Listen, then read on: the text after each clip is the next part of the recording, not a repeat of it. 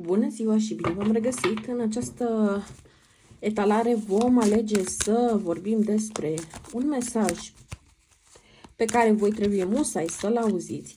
Cărțile îl vor transmite, eu nu îl voi modera în nicio formă, în sensul în care noi vom vorbi despre conexiuni romantice, despre energia persoanei voastre și ce trebuie să știți despre aceasta, da?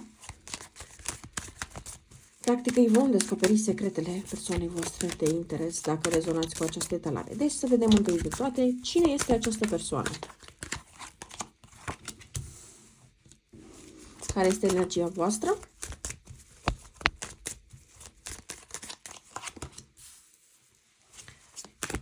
Ce este între voi?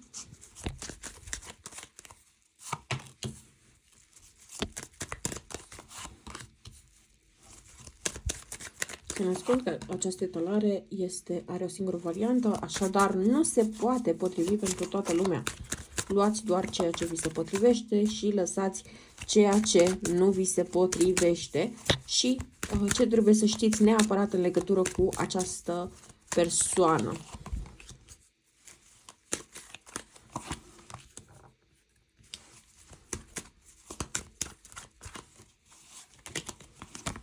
Ok. Bun. În primul și în primul rând, noi trebuie să ne gândim așa. Avem un 3 de bâte la baza pachetului, ceea ce mie îmi indică aici faptul că există oarecare speranță că lucrurile pot să avanseze, numai este bine să aveți grijă. De ce? Pentru că aici vor exista niște lucruri care ar putea să vă surprinde, chiar să vă șocheze despre această persoană și care nu vor fi neapărat foarte drăguțe de observat. Un pic de atenție pentru că, în primul rând, cu faetonul și cu 3 de cupe, această persoană are o predispoziție foarte puternică de a se concentra doar pe ambițiile proprii, doar pe ce vrea el, cum vrea el sau ea, și această persoană vrea doar să se simtă bine, în primul și în primul rând. Un pic de atenție pentru că toate intențiile acestei persoane sunt mai degrabă pentru sine și nu neapărat putem spune că are intenții de a fi împreună cu cineva sau de a se orienta, de a se dedica unei anumite relații. Este o persoană care vrea să țină cont doar de sine și nu vrea să țină cont de altcineva. Ei bine, în această etalare nu pot să zic că este o atitudine foarte, foarte sănătoasă. Aici avem într-adevăr de a face cu o persoană destul de egocentrică, care nu se gândește la sine la un nivel, hai să zicem, extrem de echilibrat. Este o persoană care are tendința de a se pune pe sine pe primul loc și este posibil ca această persoană să aibă anumite comportamente care pot fi tipice narcisiștilor. Ce vreau să vă atrag atenția aici este că se simte că în toată această situație, această persoană lasă un aer de mister foarte puternic în legătură cu această conexiune, ce poate deveni, ce speranțe, așteptări, dorințe are și este ca și cum voi nu știți mare brânză despre această persoană, este ca și cum se ascunde după un paravan, este ca și cum această persoană nu vrea să știți prea multe pentru că este conștientă această persoană că dacă voi ați ști mai multe, foarte clar ați refuza, ați respinge sau pur și simplu v-ați îndrepta atenția către o altă persoană. Ce mi se pare totuși foarte interesant este că de partea energiei voastre se vede că voi sunteți împărțiți între două energii distincte, cum ar veni două persoane distincte, este posibil să fie această persoană și încă cineva care se poate demonstra a fi mai consecvent, mai stabil, mai deschis în legătură cu voi. În schimb, această persoană este mai, cum să zic eu, misterioasă și nu vrea să vă spună prea multe. Pe voi s-ar putea să vă intrige exact acest mistel pe care această persoană îl ține, da? Dar se simte ca și cum această persoană nu este singura care este interesată de voi. Se simte că mai este încă o persoană care este mai aproape de voi, dar se simte ca și cum voi nu îi acordați tot atâta atenție celelalte persoane. Este ca și cum foarte multe speranțe, așteptări și dorințe sunt legate de această persoană care se ține un pic mai misterioasă. Ce vreau să vă atrag atenția este că Valetul de spade ne poate sugera și mai ales când avem și 5 de spade și luna, faptul că această persoană poate folosi conturi false, această persoană poate folosi, nu știu, tot felul de metode care, să zicem, nu sunt foarte ortodoxe de a obține informații. Este o persoană care întotdeauna vrea să știe doar ce vrea să știe, nu este o persoană care să accepte să fie întreruptă comunicarea. Este posibil ca unii dintre voi să începeți să visați în această perioadă această persoană. Asta este pentru că această persoană, chiar dacă nu vrea să pară că este destul de interesată de ce se întâmplă cu viața voastră, este.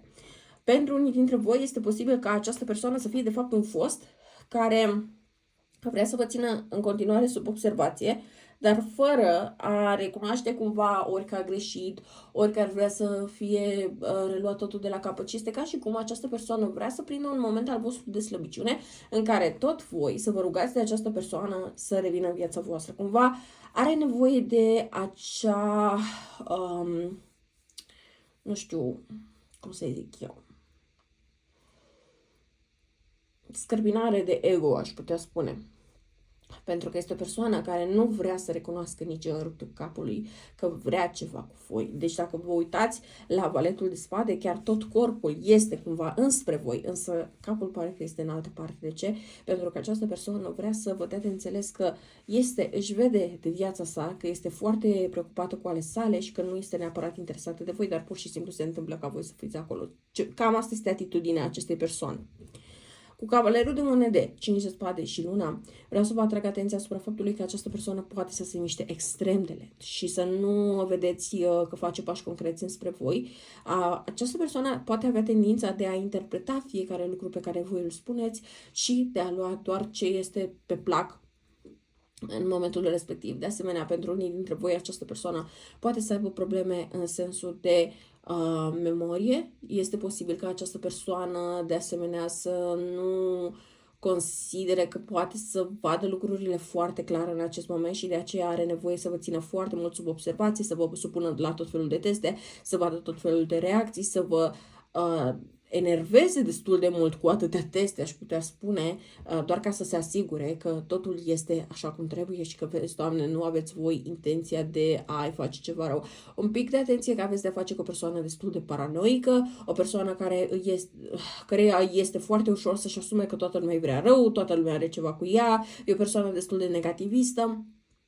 Și o persoană care, din atâta paranoia și din atâta teamă, cumva se consideră victimă, dar mie mi se pare că această persoană este mai mult un agresor. Un pic de atenție pentru că această persoană poate să aibă tendințe de a face rău din răzbunare pentru rele care de fapt nu i s-au întâmplat și au fost pur și simplu niște circunstanțe de moment. Deci un pic de atenție pentru că mie nu mi se pare că această persoană are o stare mentală extrem de stabilă și aici se poate considera că această persoană are nevoie de un terapeut, de o persoană specializată care să o ajute să treacă prin aceste stări, prin aceste situații, prin aceste lucruri, dar nu sunt sigură că ori are un fel de rețetă, ori un fel de recomandare pe care nu o urmează, ori nu este diagnosticată această persoană. Dar mie mi se pare că din comportamentul său, din modul în care reacționează, din modul în care face anumite lucruri, chestiile astea cumva sunt vizibile. Deci dacă voi nu rezonați cu această etalare, comportamentele sale sunt perfect normale și nu pare că ar avea aceste probleme. Dar dacă veți rezona cu această etalare, această persoană este foarte paranoică și are tendința de a testa, de a urmări, de a avea niște comportamente foarte aproape de a fi obsesive, pentru a se asigura că este tot ok și că, vezi, Doamne, nu ați vrea să-i faceți rău. Deci asta este o chestie foarte specifică la această persoană. Și un pic de atenție pentru că această persoană poate avea tendința de a avea o fixație pe obiecte ascuțite, o fixație pe metode de a-și face rău de una singură această persoană, dar asta nu știu dacă prin injectabile sau dacă pur și simplu are tendința de a se răni în alte moduri.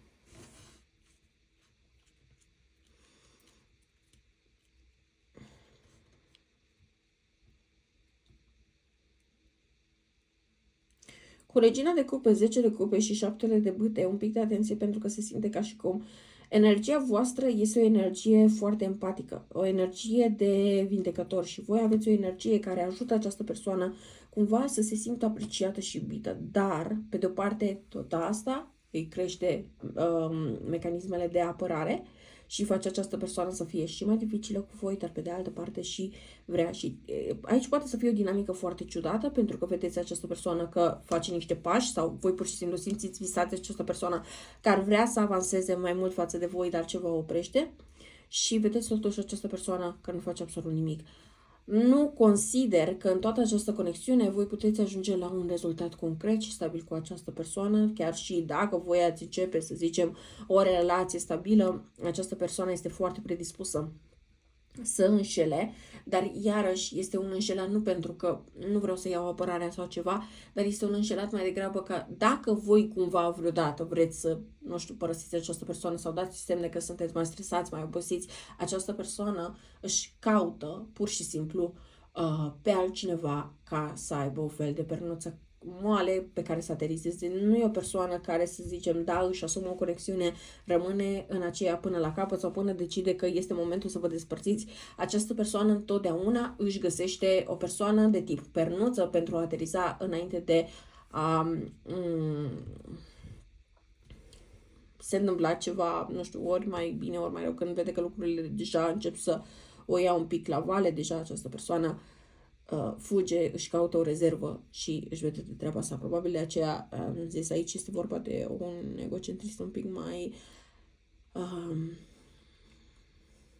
neechilibrat, nu foarte sănătos și anumite tendințe narcisiste. Acum voi știți această persoană mai bine, eu vă pot spune ceea ce văd în aceste cărți. Ce vă mai pot spune este că este bine că voi, chiar dacă simțiți această tentație de a ajuta, de a fi alături acestei persoane, de a încerca să discutați cu ea, de a remedia lucrurile, de a vedea dacă se mai pot remedia sau nu, totuși, bine, decizia este a voastră, da? Dar cu 7 de bâte, eu aș zice că e bine să vă puneți niște limite personale foarte, foarte bine stabilite. De ce? Pentru că această persoană va avea tendința de a încerca întotdeauna să vă ceară și mai mult și mai mult și mai mult și voi fiind persoane empatice aveți tendința să lăsați foarte mult de la voi și de acolo lucrurile merg destul de haotic. Pentru cei pentru care această conexiune, această persoană este un fost, un pic de atenție, pentru că voi sunteți cei mai predispuși, aici veți ști concret că această persoană v-a creat un haos total în viață, nu a fost cu intenție, pentru că nu cred că această persoană neapărat intenționează să facă rău, dar această persoană intenționează să se apere într-atât de mult încât ajunge ea să facă rău, da? Nu îi căutăm scuze, nu îi căutăm, nu știu, nu căutăm să o acuzăm, nu căutăm să zicem, vai, ce, nu știu cum e această persoană. Nu, lucrurile astea eu le văd în cărți că se întâmplă. Acum, voi cum le veți discerne, este în funcție de experiențele voastre, de cum ați observat voi această persoană și în funcție de asta vă rog să luați decizii, astfel încât voi să vă puneți limite personale, dar dacă vreți să vedeți exact cum decurg lucrurile cu această persoană, totuși să aveți oportunitatea să faceți asta. Acum fiecare face ce decizii dorește, fiecare își trăiește viața așa cum dorește, însă trebuie să vă spun că nu e o energie foarte echilibrată și nu văd să se ajungă la o relație foarte sănătoasă. Deci un pic de atenție și cu 10 de cupe și luna, un pic de atenție pentru că aici există foarte multe scenarii, iluzii, speranțe care vor fi destul de urât destrămate. Deci mare, mare grijă la conexiune cu această persoană pentru că nu mi se pare că vine dintr-un spațiu echilibrat și nu îmi pare că puteți să vă așteptați ca lucrurile să fie extrem de bune. Dacă vreți într-adevăr să depuneți foarte, foarte mult efort și această persoană este dispusă să-și urmeze planul său cu, nu știu, specialistul sau să zic așa, ok. Dar dacă vedeți că lucrurile astea nu sunt așa și voi nu simțiți că, nu știu, vreți să așteptați 2, 3, 5, 10 ani după această persoană, nu simțiți că aveți energia să treceți peste toate aceste faze ale sale, atunci măcar să știți în start cum puneți problema și cum discutați cu această persoană. Pentru că nu trebuie să ascultați vorbește etalările, dar este bine să țineți cont de ceea ce vă transmit și să... Nu e o chestie, asta e chestia cu foarte multe persoane care, nu știu, interpretează într-un fel extrem etalările. Ele nu sunt nici de urmat orbește, dar nu sunt nici de ignorat. Adică ele ne pot avertiza în foarte multe situații de foarte multe lucruri, dar noi nu trebuie să uităm că, în primul rând, trebuie să ne trăim viața și trebuie să luăm totul exact așa cum vine, nu să ne focusăm pe rezultatele care ni se zic în etalări. Și o să zic de ce, pentru că, în primul rând, avem oportunitatea de a schimba lucrurile cu acțiunile proprii și cu deciziile noastre de moment, și asta una la mână. Și doi la mână, mai este încă o situație, faptul că atunci când noi devenim mult prea focusați, mult prea fixați pe un rezultat din etalare, avem tendința să ne stresăm, să ne agităm și să ne facem rău nouă, pentru că ni se pare că acel timp trece mai greu și este mai greu să ajungem la rezultat și așa mai departe. De aceea este bine să ținem cont de ceea ce ne transmite etalările, ca și, hai să zicem, o previzualizare la ceea ce urmează să se întâmple. Dar asta nu înseamnă că trebuie să, nu știu, nu ieșim din casă din cauza că tarotul ne zice să nu ieșim din casă. Hai să nu o luăm pe modul exagerat.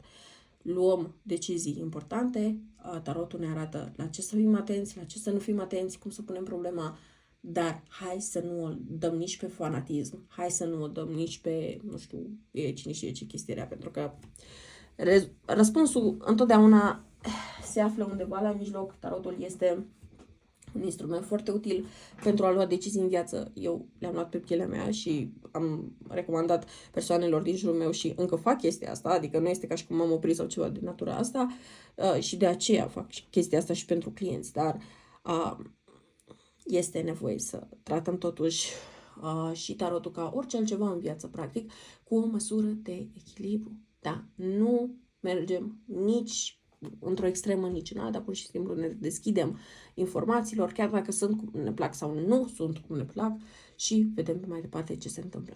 Dar, în principiu, cam atât am avut eu de spus despre această etalare. Aveți grijă cu această persoană, pentru că nu mi se pare o persoană foarte, hai să zicem așa, simpatică. Și ne auzim curând. Țineți cont că pe site veți găsi reduceri de Black Friday care vor fi disponibile, 2 secunde doar să mă uit, din 20 până în 26 noiembrie. Deci dacă vreți prețuri speciale, acestea se vor aplica doar pentru programările care le veți face în această săptămână, indiferent că le faceți pentru peste o lună, peste 2 luni, peste 3 luni, peste, nu știu, așa. Acest preț va fi valabil doar dacă programați între 20 și 26, da? Bun. Eu cam atât am avut să vă spun. Vă mulțumesc că mi-ați fost alături și să ne revedem cât mai curând. La revedere!